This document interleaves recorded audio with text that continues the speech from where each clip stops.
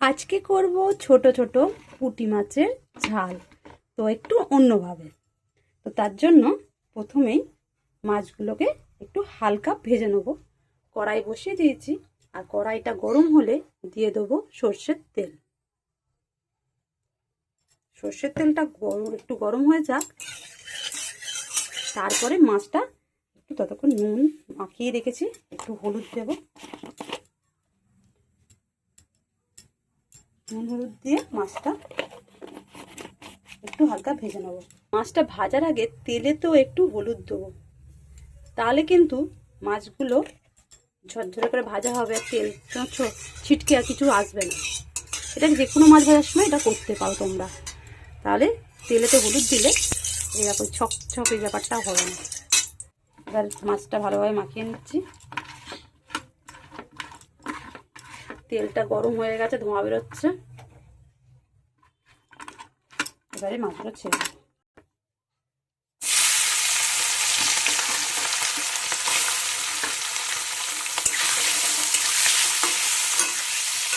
গ্যাসটা জোরে দিয়েই ভাজবে,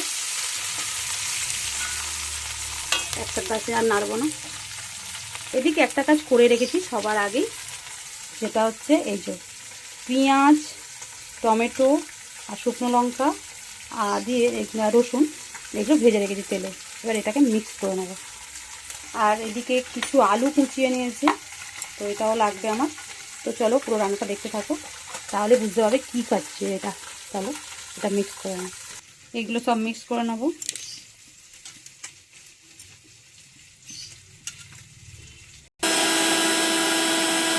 এটা হয়ে গেছে। চলো দেখো কত সুন্দর টেস্ট হয়েছে, আর টেস্টটা খুব সুন্দর একটা গন্ধও বেরোচ্ছে। পেঁয়াজ, রসুন, লঙ্কা, টমেটো সবই এর মধ্যে পেস্ট হয়ে গেল। আর মাছটা আমার ভাজা হয়ে গেছে, হালকা তুলে নেব। তো তুলে নিচ্ছি।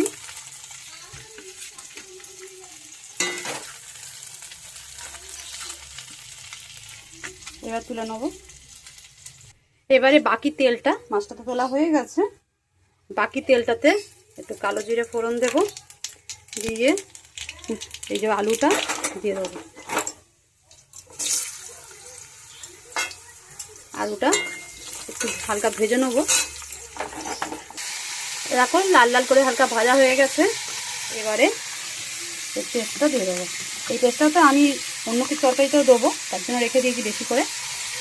তো এখানে 4 চামচ পরিমাণ দেবো।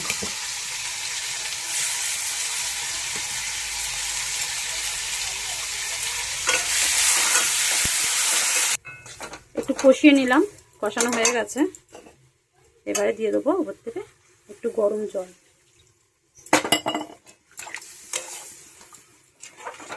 এটা ফুটে উঠলেই আমার প্রায় রেডি, মাছটা ছেড়ে দেবো।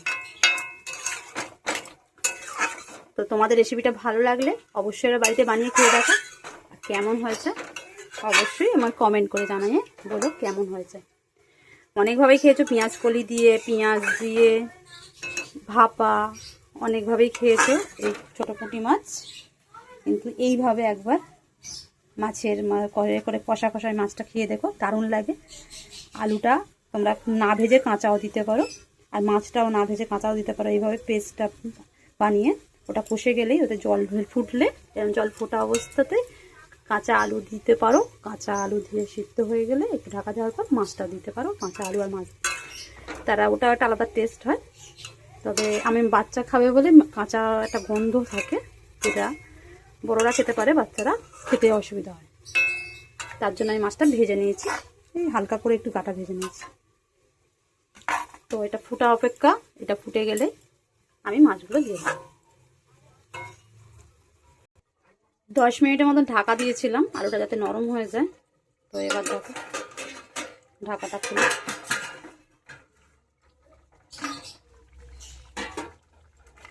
আলুটা নরম হয়ে গেছে কিনা দেখে নেব। হ্যাঁ, আলুটা নরম হয়ে গেছে, এভাবে কেটে আছে। এইবারে এই ভাজা মাছটা দিয়ে দেবো।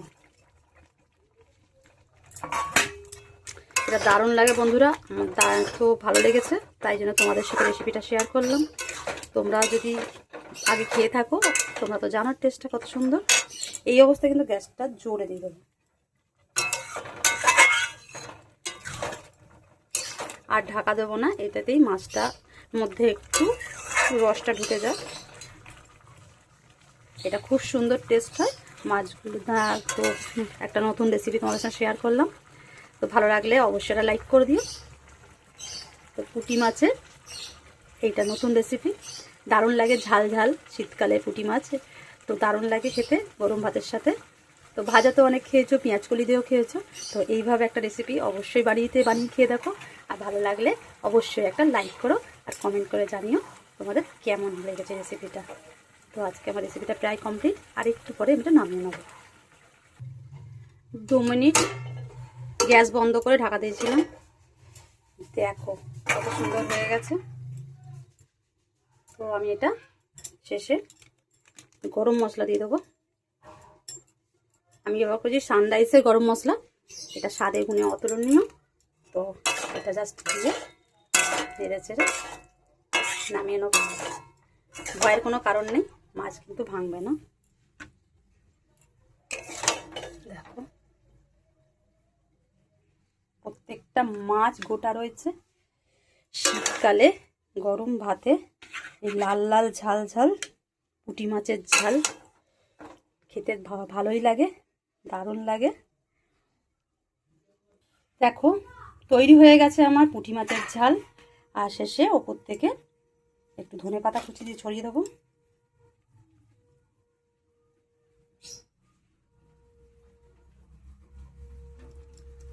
একটা কাঁচা লঙ্কা দিয়ে দেবো। তো তৈরি হয়ে গেছে আমার লাল লাল পুঁটি মাছের ঝাল। তো রেসিপিটা ভালো লাগলে অবশ্যই একটা লাইক করো, আর তোমরাও বাড়িতে বানিয়ে খেয়ে দেখো। তো আজকের মতন এখানেই শেষ করলাম, আবার দেখা হবে অন্য কোনো ভিডিও অন্য কোনো রেসিপির সঙ্গে।